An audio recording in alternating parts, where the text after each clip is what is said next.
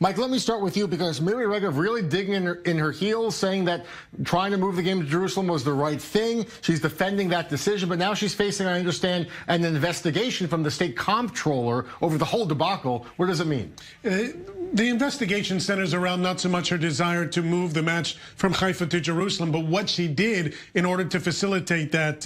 Millions of dollars in government money going to the organizers of the event in Argentina in order to make that transfer happen. And what did she ask in return as well?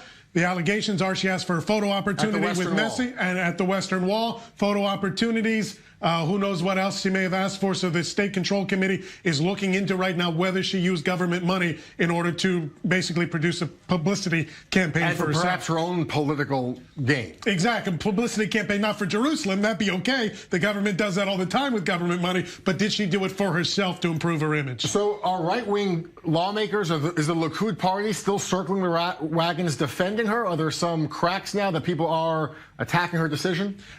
Most of the Likudniks I spoke with at the Israeli parliament, the Knesset, yesterday said, we have to keep pressing for Jerusalem. It needs to be the center of attention. We can't be deterred by these threats. Were they defending Regev specifically? No. And the problem now is that there is a miscommunication of sorts between Prime Minister Benjamin Netanyahu and his culture minister, Miri Regev. Netanyahu at a press conference yesterday went on the record as saying, I had nothing to do with asking the match to be moved. Yeah, it was okay that it was asked to be moved, but it wasn't my call. It wasn't my call. Meanwhile, there's a letter out there that was produced from Benjamin Netanyahu that's now on the record that shows that he sent a letter to the Argentine Federation saying, I can't wait to welcome you to Jerusalem. Miri Regev, meanwhile, saying it was Benjamin Netanyahu. I worked with him. So there seems to be some lack of consistency there. All right. Meanwhile, now Eurovision finds itself in the spotlight. The idea that this could be forcibly moved from Jerusalem, where Miri Regev wants the Eurovision to take place. Asher, what right does the Eurovision have for a winning country, a host country, to take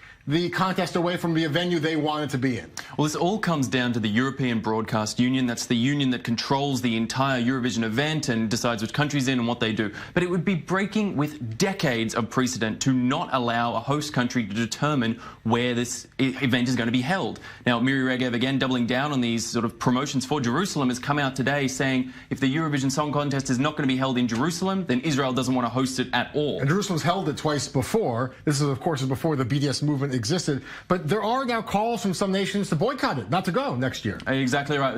We've got calls coming from Ireland, Iceland, Sweden. We've got groups in the UK coming out, potentially calling for a boycott. And then, of course, Cyprus, although their motives might be a little ulterior, as if Israel weren't to host it, Cyprus as the second place getters would probably host it. Okay, Mike. Important to note, Miri Regev does not have final control. She can only make a recommendation. Communications Minister Ayub Karo, who works with the television network, the EBU, came out today and said, you know what? I'm not touching this thing. The EBU has control. Politics is not going to be involved, so I think at least he is learning his lesson. Usher, some nations now, at least there's fans circulating boycott letters and petitions. You know, it's now back in the public eye that this will be in Jerusalem.